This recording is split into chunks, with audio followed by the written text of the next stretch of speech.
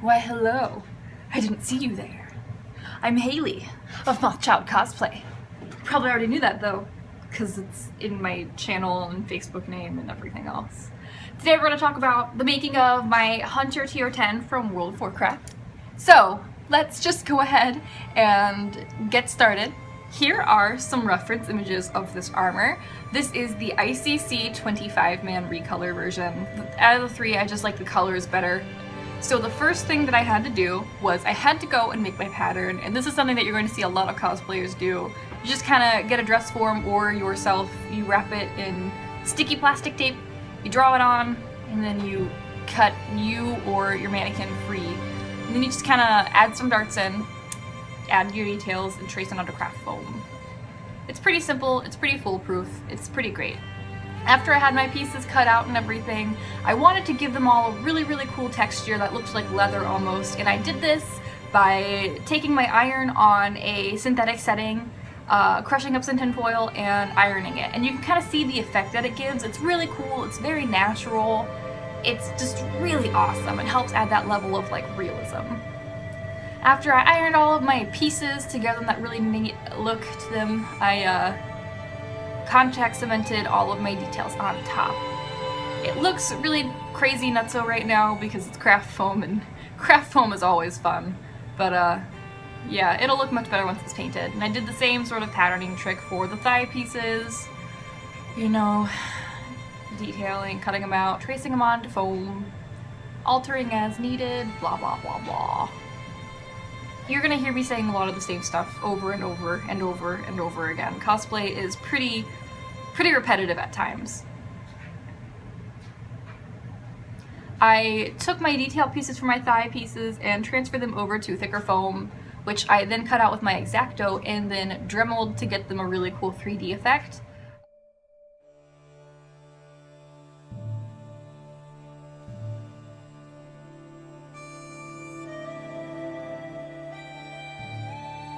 Contact cemented the darts, contact cemented my details on.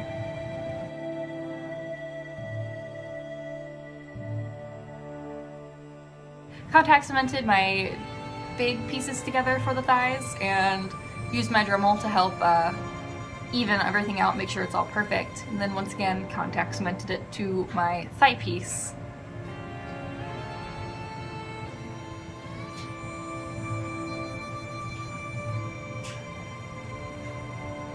So once I finished up that, I moved on to my gauntlet. And the gauntlet's just like a really, really basic shape.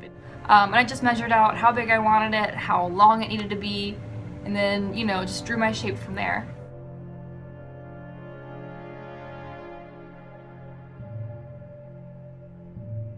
I cut out some 5mm thick foam details and once again contact cemented those on and used my heat gun to help curve everything and help it keep that shape. Then I cut out a quick shape for my gems, which I cut from 3mm craft foam, used the Dremel and dremeled those down to give them nice soft edges. When I added the details onto my gauntlets, there were some like holes, so I added some wood filler, I glued on my gem and some additional details, and then I used Model Magic for the detailings around the gem.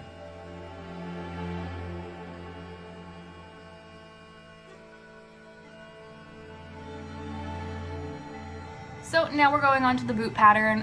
What you're seeing right now is actually not what I ended up using for the final boot pattern. I guess it kind of is in a way. I wasn't happy with it after I, you know, glued all of my details together.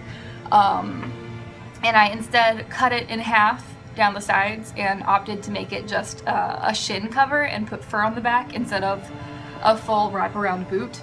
With the wraparound boot, I just lost a lot of mobility and comfort, and it was just kind of ugly, you know what I mean? Anyway, I began working on what was probably the funnest part of this cosplay, which is the pauldrons! I have never successfully made pauldrons before, so this was super exciting. I just kind of drew out a shape that I thought was good and, you know, made a pattern for it, transferred it to my 5mm thick EVA foam, and then cut it out with my X-Acto.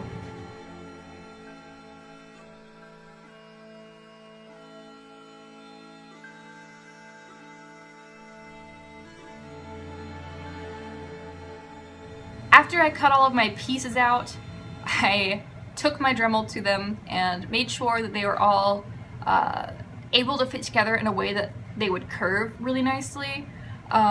Especially those top pieces. If I were to not take the Dremel to them, you would just see these really awful big thick seams. So using the Dremel just helped make it a lot nicer. And you can kind of see on the floor, I contact cemented some craft foam details to the edges as well. But here I'm working on the little spiky dudes that spike up from the top of the pauldrons. These are just insulation foam, and I kind of just cut them down to the shape that I wanted, and it took a lot of trial and error to get the exact one that I was looking for. But eventually I got it right, and then I added some 3mm thick craft foam detailing to those just to give them a little bit more dimension. After I did that, it was time to put in my LED holes for the gems. By the way, my pauldrons light up, and that was really simple. I just traced where I wanted my gems to be, and then I took my wood burner and burned some holes and then carved those suckers out with my wood carver to make sure you could see. Then I got to working on my bow, and my Crypt Fiend Slayer is my favorite bow from World of Warcraft. It's just absolutely gorgeous. It was actually fairly simple to do. I just copied my design onto insulation foam, cut it out, did 2 layers of it, as you can probably see. Used a hacksaw, which you should not ever use like this. This was really bad on my end. I took the blade off and was just kind of carving with the naked blade itself. And beveled it, sanded it down, added wood filler when necessary, and then traced out some more of the minor designs out of 2mm thick foam and glued those on. And you can see here I'm cutting out all the foam. Oh, this sucked so bad.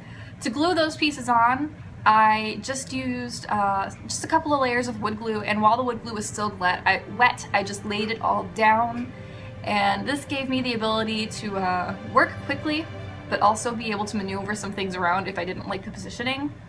And it was actually pretty fun. After I put those details on, it was time to work on this little raised edge that was towards the front of the bow.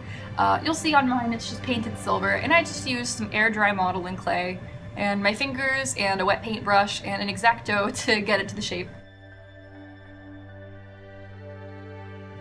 After I did that, it was time to work on the center glowing piece. I forgot to record a couple of steps here, and that was me hacksawing the acrylic glass out and then tracing the design of the rune onto it. But after I did that, I put some painter's tape over the design to help prevent it from fading off while I was working with it, and then sanded it in, kind of like a false etching.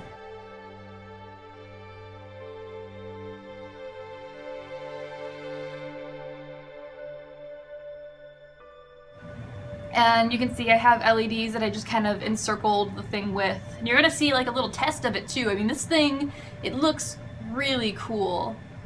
Also, those runes around the edges, I burned in with a wood burner, just kind of drew out some ones that I thought looked good in approximate areas, and then just took it to it. There's a photo of the whole thing next to a 3D printed Frostborn that a friend of mine did. Woo, it looks really cool. It's really big. And there it is, fully painted. I wish I recorded me painting it, but I mean, what you gonna do, you know? Lights on, lights off. So I couldn't find any faux fur in the color that I needed specifically, and I am super picky about my colors, like ridiculously picky. So I decided that I would just kind of quote-unquote dye my fur. And it's a really basic process. You just kind of wet the fur with water. I recommend getting like a spray bottle, and then you just slap some acrylic on there, let it dry for a couple of days, and after it dries you brush it out and you have stained faux fur. So after I finished up all that, my pieces were pretty much done. It was just a matter of getting them all painted and ready to go.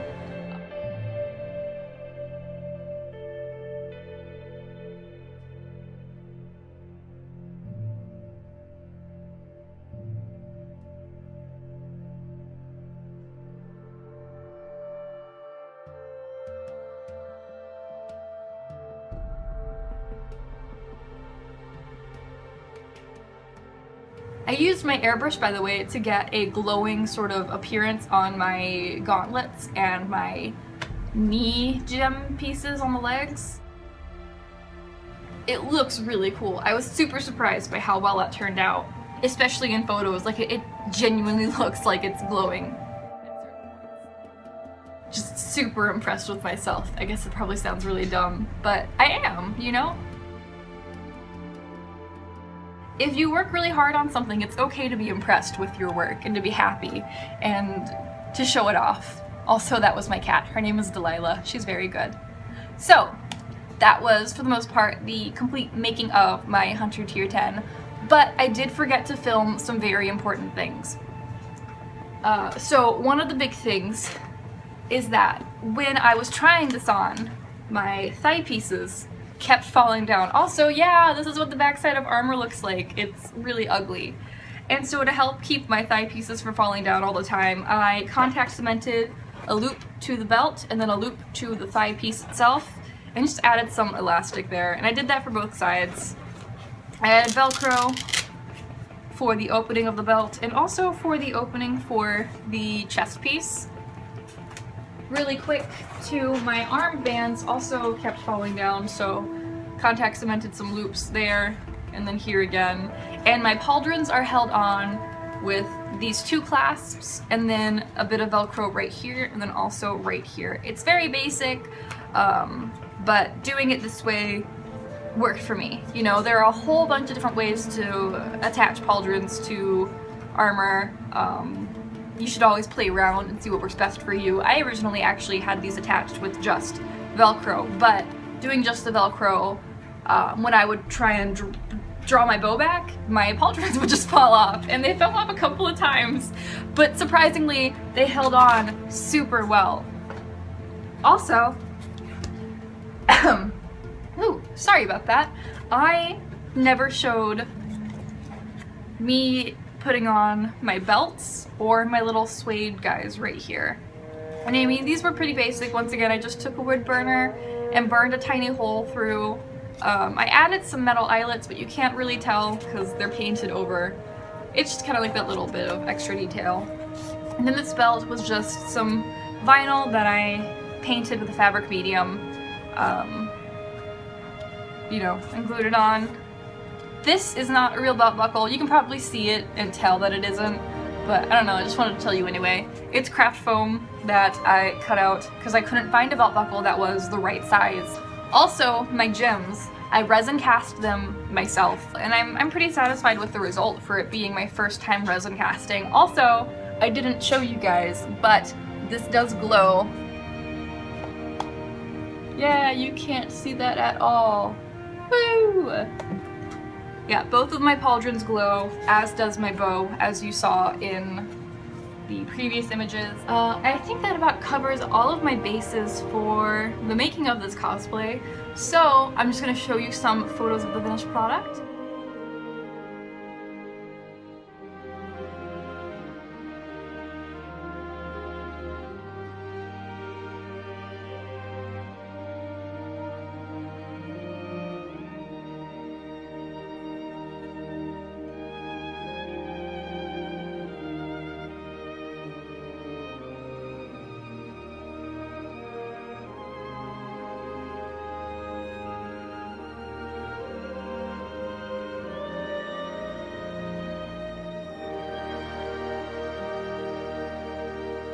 I hope you guys enjoyed my video. Don't forget to like, comment, subscribe to my YouTube channel, and then go to my Facebook page, facebook.com/mothchildcc, and like my page there to follow my work and see more time-lapse videos there. Thank you guys so much. I hope to see you again on the con floor or even just on the internet. Have a wonderful day.